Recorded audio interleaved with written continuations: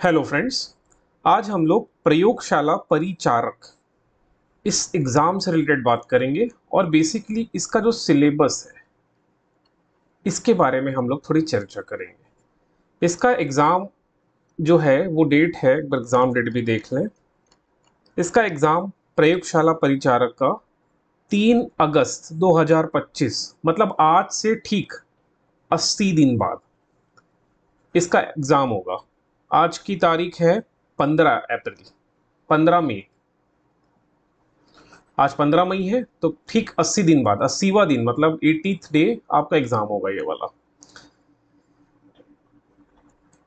Syllabus की थोड़ी चर्चा हम कर लेते हैं इस एग्जाम से रिलेटेड, क्योंकि सिलेबस के बारे में कुछ डिटेल नहीं है। जैसे यहाँ पर दिया है कि सामान्य विज्ञान, ये 60 क्वेश्चन आएंगे, 60% वेटेज साइंस का है मतलब, ठीक। लेकिन सिलेबस के बारे में कहीं जिक्र नहीं किया गया है, केवल लिख दिया गया है कि छत्तीसगढ़ माध्यमिक शिक्षा मंडल के कक्षा 9वीं और कक्षा 10वीं के पाठ्यक्रम स्तर का होगा, ठीक। तो इसी के बारे में मैं बात करूंगा, क्योंकि व्यापम और पीएससी, जैसे कि एसीएफ होता है पीएससी के द्वारा आयोजित, और व्यापम द्वारा बहुत सारे lab assistant like education department के एग्जाम कंडक्ट किए गए हैं। उसका पेपर भी मैं आपको ग्रुप में टेलीग्राम पे शेयर कर दूंगा, टेलीग्राम ज्वाइन कर देना। अगर अगर आप लोग सिलेबस पढ़ोगे, एसिप में भी लिखा है कि 9th और 10th स्टैंडर्ड के क्वेश्चन पूछे जाएंगे। और वो जो आपका लैब असिस्टेंट था उसमें भी लिखा था कि 9th और 10th स्टैंडर्ड के क्वेश्चन पूछे जाएंगे। लेकिन क्वेश्चन जब आप देखोगे फिजिक्स के या केमिस्ट्री के, तो आपको दिखेगा कि वो 11th-12th स्टैंडर्ड के आ रहे हैं। तो आज का हमारा ये जो वीडियो का एजेंडा होगा रहेगा, वो यही रहेगा कि साइंस को कैसे हैंडल करना है और कहाँ से पढ़ना है। ये सबसे बड़ा क्वेश्चन मार्क है, साइंस कहाँ से। बस इसी का जवाब मैं दूंगा आपको। तो साइंस के बारे में हम बात करेंगे। मैं यहाँ पर क्लास 10th और 9th की विज्ञान बुक का जो इंडेक्स है, सिलेबस वाला पोर्शन है, वो मैं लगा दिया हूँ। इसी टॉपिक के को हमको पढ़ना है, ये 9वीं का हो गया, ठीक है। इसी सबसे रिलेटेड आज हम बात करेंगे आपसे। तो चलिए वीडियो स्टार्ट करते हैं। सबसे पहले हम लोग जीएस को देख लेते हैं। जीएस के 40 क्वेश्चन आ रहे हैं। कौन कौन से टॉपिक से आ रहा है? जैसे भारत का भूगोल हो गया, ये पहला वाला जो है भारत का भूगोल है। उसके बाद दूसरे वाले में लिखा है छत्तीसगढ़ का इतिहास, ओके। छत्तीसगढ़ का इतिहास आपको देखना है। तीसरे वाले में लिखा है छत्तीसगढ़ का भूगोल, मतलब छत्तीसगढ़ का इतिहास पढ़ना है, छत्तीसगढ़ का भूगोल पढ़ना है, छत्तीसगढ़ की अर्थव्यवस्था, वन एवं कृषि करना है। छत्तीसगढ़ का प्रशासनिक ढांचा, स्थानीय शासन एवं पंचायती राज, प्रशासनिक ढांचा मतलब प्रशासन को पढ़ना है। छत्तीसगढ़ में उद्योग को करना है। भारत का एवं छत्तीसगढ़ की समसामयिक घटना मतलब करंट अफेयर करना है। पूरा छत्तीसगढ़ का आ रहा है। भारत का भौतिक, सामाजिक एवं आर्थिक भूगोल बस आपको पढ़ना है। भूगोल, पता नहीं भूगोल क्यों डाल दिया, ओके। छत्तीसगढ़ के जीएस में केवल भूगोल को करना है, सॉरी, भारत के जीएस में केवल भूगोल को करना है। बाकी छत्तीसगढ़ में हर चीज पढ़ना है आपको, हिस्ट्री, ज्योग्राफी, इकोनॉमिक्स सब करना है, ठीक है। अब चलते हैं हम साइंस के सेक्शन में। साइंस कहाँ से और कैसे मैनेज करना है? आपके पास 80 दिन का समय है। चलिए हम लोग सबसे पहले 9th की बुक देखते हैं। ये 9th का बुक हो गया। ये आपका टॉपिक्स हो गए, जैसे जैव विविधता एवं वर्गीकरण, पदार्थ की प्रकृति एवं व्यवहार, जैसे गति ही एक टॉपिक दिख रहा है, ये क्लास 9th का है। 9th में बहुत सिंपल सिंपल कंसेप्ट दिए होंगे, जैसे गति के 3 नियम के बारे में बात कर दिया होगा, तीनों नियम को लिख देंगे, या गति की जो इक्वेशंस ऑफ मोशन होते हैं, है ना, v equals to u plus a t, इस तरह के इक्वेशन से रिलेटेड बस इसमें ज्यादा नहीं दिया होगा 9th की बुक में। लेकिन अगर यही गति को आप लोग 11 की बुक में ढूंढते हो, क्लास 11th में, तब आपको इसमें क्या क्या नया मिलेगा? आपको एक तो मिल जाएगा ग्राफ वाले क्वेश्चन, ठीक है। ग्राफ के क्वेश्चन आते हैं, एग्जाम में आते ही हैं ग्राफ के क्वेश्चन। ग्राफ से वेलोसिटी निकाल लेना, ग्राफ से एक्सेलरेशन निकाल देना, हो सकता है 9th में थोड़ा बहुत दिया हो, बट 11th के लेवल के क्वेश्चन आप करोगे। न्यूमेरिकल्स में बोल रहा हूँ, न्यूमेरिकल्स को आप पढ़ो 11th की बुक से, ठीक। सिमिलरली जैव विविधता एवं वर्गीकरण, ये एक बार आप पढ़ो। मैं ये नहीं बोल रहा हूँ कि 9th और 10th की बुक नहीं पढ़ना है। जैसे 9th और 10th की बुक आपको दिख रहा है कितने पेज का है, ये लिखा है 3, यहां तक चलो, 18 तक चलो। ये 266 पेजेस में लिखा है ना, 266 पेजेस में इस बुक को लिखा है, लेकिन अगर इसमें से हम समरी निकाले काम का चीज, वो काम का चीज निकाले तो मुश्किल से 50 पेज होगा, मुश्किल से 50 पेज। ओके, इतना ही पढ़ना है। जैसे एग्जाम्पल पे लेते हैं हम, जैसे पार्ट 1 की ओर चले। पार्ट 1 में ये जो डायग्राम दिख रहा है यही बस काम का है पहला पेज में। जैसा सजीव है, सजीव को प्रोकैरियोटिक और यूकैरियोटिक में डिवाइड कर दिया। प्रोकैरियोटिक में एक कोशिकी, बस एक कोशिकी आएंगे, लेकिन यूकैरियोट्स में एक कोशिकी और बहुकोशिकी होते हैं। तो जैसे एग्जाम में आ जाएगा मोनेरा, मोनेरा कहाँ बिलोंग करता है, तो प्रोकैरियोट में बिलोंग करेगा। प्रोटिस्टा कहाँ बिलोंग कर रहा है, वो यूकैरियोट का एक कोशिकी जीव है। बस यही काम का है यहाँ पर। इस पेज में और कोई काम का नहीं होगा, मतलब ये पेज पढ़ने का कोई मतलब नहीं है। अगर आप देखोगे तो शायद एक आध लाइन कुछ मिल जाए, बट मुझे नहीं मिला, तो ये पेज कोई काम का नहीं है। समझ में? इस तरह से आपको एलिमिनेट कर देना। अब ये सारणी आपको दी है, कोई काम का नहीं है आपके लिए। ओके राइट, ये भी कुछ काम का नहीं है, कुछ लिखा ही नहीं है इसमें। ठीक, ये भी पूरा काट देना, कोई काम का नहीं है। मतलब इस तरह से छांटना है। तो क्या करना है, अब इस बुक को बार बार तो पढ़ना नहीं है। जब फर्स्ट रीडिंग आप कर रहे हो तो ये वाला ही काम का है। ये जो आपको यहाँ पर दिख रहा है, एक डायग्राम सा दिख रहा है, इसको कॉपी में बना लीजिए। ठीक, बाकी ये कोई काम का नहीं, फिर दोबारा ओपन नहीं करना है, तभी तो रिवीजन कर पाओगे ना। इस पे जो भी आते हो तो आपको यहाँ भी कुछ काम का नहीं दिखाई देने वाला। ठीक है, पढ़ाई ऐसे ही करना है। ये कोई काम का टाइम वेस्ट अगर इसको अगर पढ़ने बैठते हो तो। इसके लिए ज़्यादा अच्छा एनसीईआरटी बुक उठाओ 11th की। ठीक है, एक मैं भी निकाल के दिखाऊंगा, एनसीईआरटी भी निकाल के दिखा देता हूँ आप लोग को।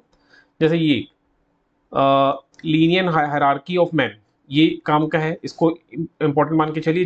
ये आता है एग्जाम में, जगत क्या है, संघ क्या है, वर्ग क्या है, मतलब kingdom, phylum, class, order, family, genus, species. ये इंपॉर्टेंट है, ये इंपॉर्टेंट है, ये इंपॉर्टेंट है, इसको याद कर लीजिएगा।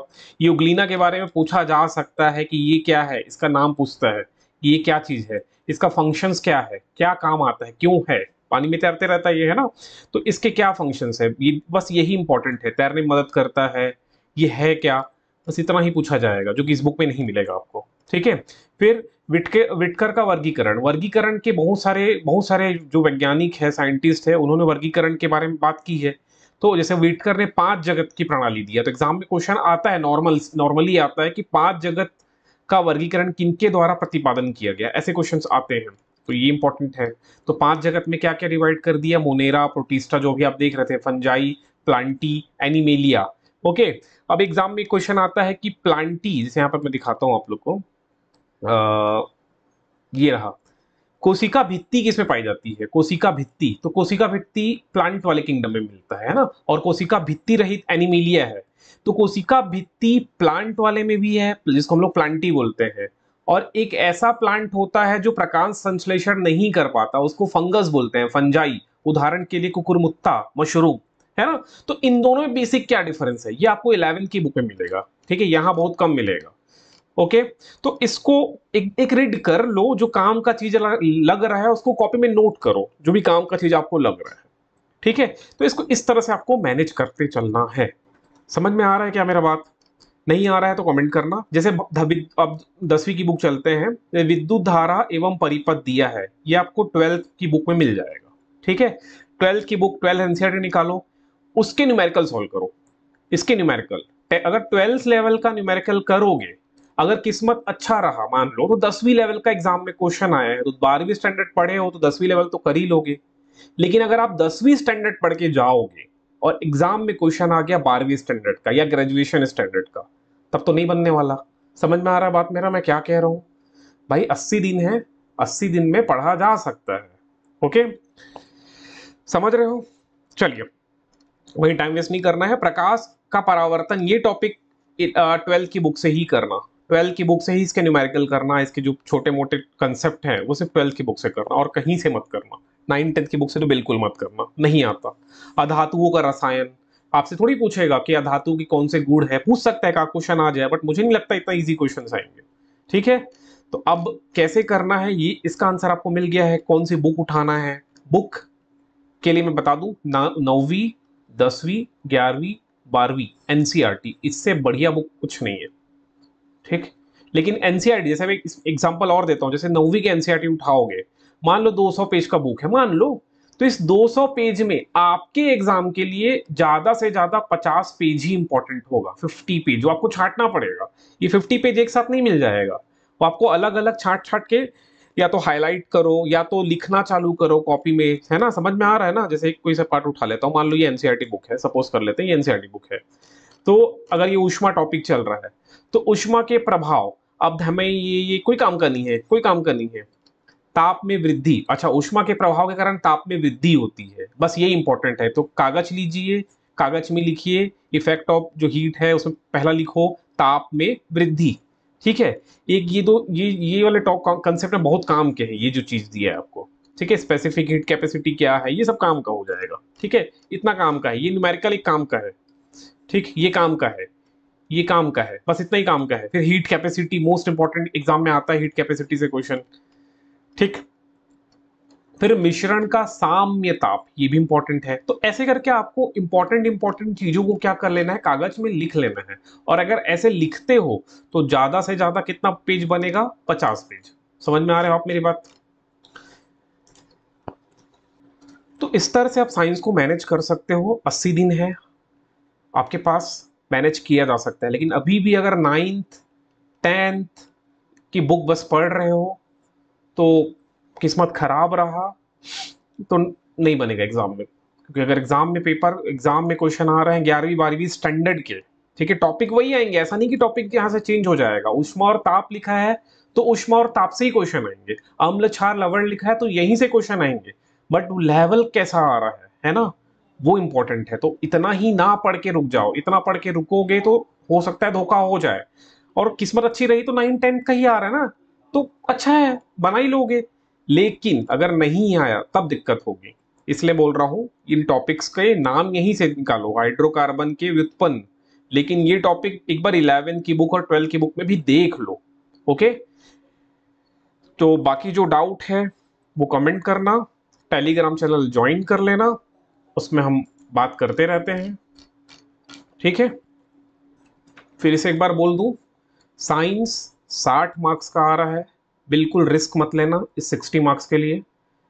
आप अपना मैक्स लगाओ, अपना मैक्स जो पोटेंशियल है उसका यूज करो और साइंस को बहुत अच्छे से करो। ठीक, अगर ये भारत का भौतिक सामाजिक आर्थिक भूगोल पढ़ने का मन नहीं है तो पूरा भूगोल छोड़ देना, मत पढ़ना। 400 300 पेज की बुक है, नहीं मन है छोड़ दो, इसको मत करो। छत्तीसगढ़ बहुत अच्छे से कर लो, पूरा छत्तीसगढ़ है ना, सब में छत्तीसगढ़ छत्तीसगढ़ छत्तीसगढ़ ही दिख रहा है, तो छत्तीसगढ़ अच्छे से कर लो। और सामान्य विज्ञान को 11th और 12th स्टैंडर्ड की बुक से करो। चाहो तो भारत की भूगोल छोड़ दो अगर नहीं करना चाहते हो। ठीक है, समझ में आ गया? 9वीं 10वीं लिखा है, बट कोशिश करो 11th और 12th करने की। बाकी व्यापम के ऊपर छोड़ दो कि वो 9th 10th के स्टैंडर्ड के क्वेश्चंस दे रहा है या 11th 12th स्टैंडर्ड के क्वेश्चंस दे रहा है ना। चलिए टेलीग्राम चैनल ज्वाइन कर लेना, जो डाउट होगा उसमें हम क्लियर करेंगे।